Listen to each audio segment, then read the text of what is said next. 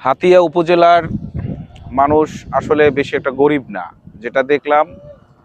তাও আমাদের যে বরিশাল অঞ্চলের মতোই, মানে আমাদের মতোই সবাই ম্যাক্সিমাম মধ্যবিত্ত বেশি।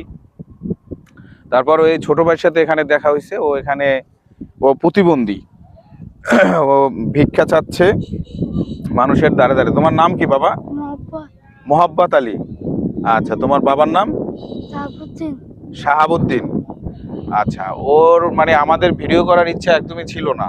ওই বলছে যে ভাইয়া আপনারা ভিডিও করেন, আমিও ভিডিও করব। মানে আমরা এখানে যে বিচের পারে অনেকগুলোই ভিডিও তৈরি করছি, মানে ওর মনেও একটা ইচ্ছা জাগছে যে ভিডিও করবে। তুমি কিছু বলো, ভিডিও তো অনেকে দেখবে, তুমি কিছু বলে দিবা, একটা সালাম দিয়ে দাও। আসসালামু আলাইকুম। আমার জন্য দোয়া করেন, এই কথাটা বলো। আমার জন্য দোয়া করছেন। দোয়া করেন। তোমার বাসায় কে কে আছে? তোমরা কয় ভাই বোন?